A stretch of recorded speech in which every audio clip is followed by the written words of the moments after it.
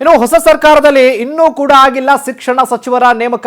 ನೂತನ ಸಿಎಂ ನೇಮಕ ಆಗಿ ವಾರ ಕಳೆದರೂ ಕೂಡ ಸಚಿವರ ನೇಮಕ ಮಾತ್ರ ಆಗಿಲ್ಲ.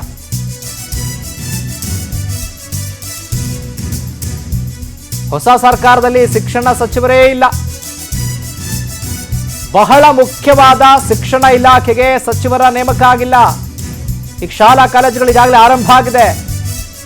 ಖಾಸಗಿ ಶಾಲಾ ಒಕ್ಕೂಟ ಹಾಗೆ ಪೋಷಕರು ಅಸಮಾಧಾನ ವ್ಯಕ್ತಪಡಿಸ್ತಾ ಇದ್ದಾರೆ. ಹೊಸ ಶೈಕ್ಷಣಿಕ ವರ್ಷ ಆರಂಭ ಆಗಿದೆ. ಪಠ್ಯ ಪುಸ್ತಕ, ಶೂ, ಸಮವಸ್ತ್ರ ಏನೂ ಇಲ್ಲ.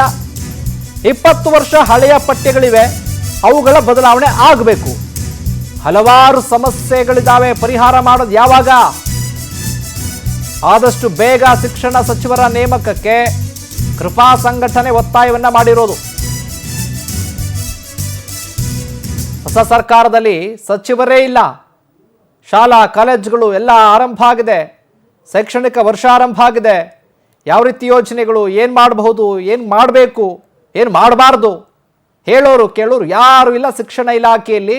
ಹಾಗಾಗಿ ಖಾಸಗಿ ಶಾಲಾ ಒಕ್ಕೂಟ ಇದೆಯಲ್ಲ, ಅವರು ಮತ್ತೆ ವಿದ್ಯಾರ್ಥಿಗಳ ಪೋಷಕರು ಎಲ್ಲ ಅಸಮಾಧಾನ ವ್ಯಕ್ತಪಡಿಸ್ತಾ ಇದ್ದಾರೆ. ಮಾನ್ಯ ಡಿ ಕೆ ಶಿವಕುಮಾರ್ ಅವರ ನೇತೃತ್ವದಲ್ಲಿ ಒಂದು ಹೊಸ ಸರ್ಕಾರ ರಚನೆಯಾಗಿದೆ. ರಚನೆಯಾಗಿ 15 ದಿವಸ ಆಯಿತು. ಹೊಸ ಮಂತ್ರಿಮಂಡಲವನ್ನು ಕೂಡ ರಚನೆ ಮಾಡಿದ್ರಿ. ಮಂತ್ರಿಮಂಡಲದಲ್ಲಿ ನಮಗೆ ಶಿಕ್ಷಣ ಸಚಿವರು ಇಲ್ಲದೆ ಇರೋದು, ಅಂದ್ರೆ ಪ್ರಾಥಮಿಕ ಮತ್ತು ಪ್ರೌಢ ಶಿಕ್ಷಣ ಸಚಿವರು ಮತ್ತು ಉನ್ನತ ಶಿಕ್ಷಣ ಸಚಿವರನ್ನ ನೇಮಕ ಮಾಡದೇ ಇರೋದು ನಮಗೆ ತುಂಬಾ ನಿರಾಸೆಯನ್ನು ಉಂಟು ಮಾಡಿತ್ತು. ಯಾಕೆ ಅಂತಂದ್ರೆ ಕಳೆದ 2 ದಶಕಗಳಿಂದ ನಮಗೆ ಸರಿಯಾದಂತಹ ಶಿಕ್ಷಣ ಸಚಿವರು ನಮಗೆ ಸಿಗ್ತಾ ಇಲ್ಲ. ಒಂದು. ಎರಡನೇದಾಗಿ ಶಿಕ್ಷಣ ಇಲಾಖೆ 10 ಹಲವು ಸಮಸ್ಯೆಗಳಲ್ಲಿ ಕೊರಗ್ತಾ ಇದೆ.